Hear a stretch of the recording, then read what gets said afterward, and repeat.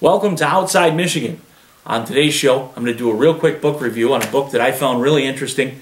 I know you can't see that. I'll throw up a graphic here in a minute. The book is called Tracking and Reading Sign, A Guide to Mastering the Original Forensic Science by Len McDougall.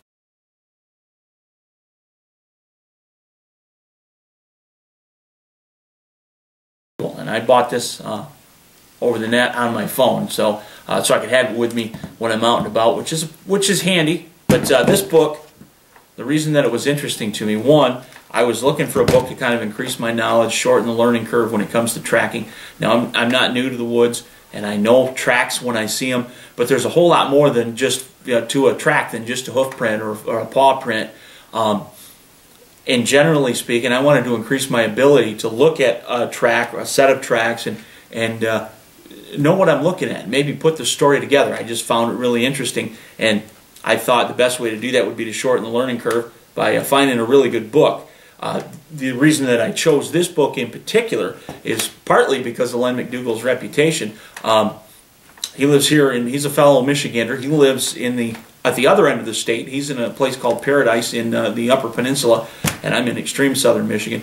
But Len's reputation kind of precedes him when it comes to his knowledge of the outdoors, partly because he's a writer for a pretty popular magazine here in Michigan. It's called Woods and Water News. He's a regular contributor, and I found that interesting because I've contributed a couple articles to that magazine, and I keep up with what's going on in it, and I read his articles, and it's obvious from what he's writing that he knows what he's talking about. So that was one of my reasons for my decision to buy the book, and it's good reasoning because the book, it really worked out. I really do like this book.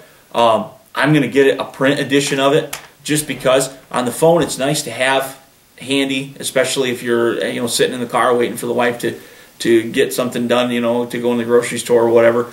But it's nice to have a book in hand too. I'm not sure I'm ever going to get used to e-books or buying the books electronically, maybe. But this book covers a lot of things, and it starts out with the basics.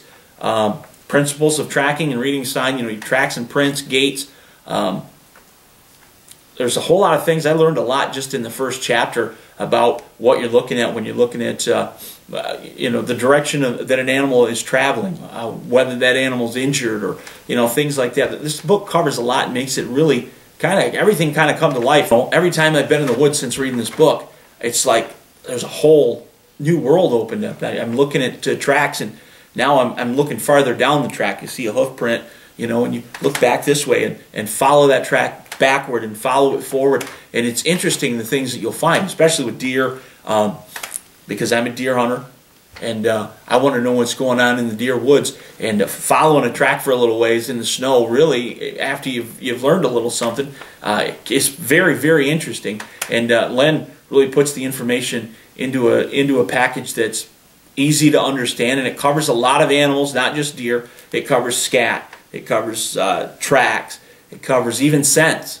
Scents as they relate to the human tracker. I know our noses aren't what the animals are, but sometimes they play a role. And stalking, Len covers stalking in the book. I would recommend this to anyone who's interested in tracking, especially North American wildlife. In fact, many of the animals that are in here are in this book are right here in Michigan, but most of them, for the most part, there are animals here from the entire continent of North America. You've got your elk, New World moose, white-tailed deer, mule deer, caribou, collared peccary, wild pig.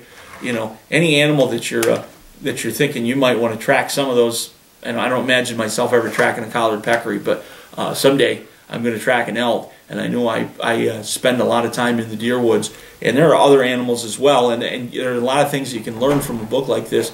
And so my recommendation would be, pick it up.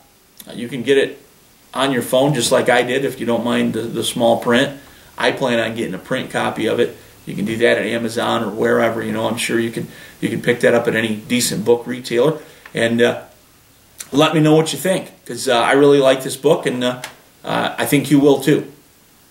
Thanks for watching.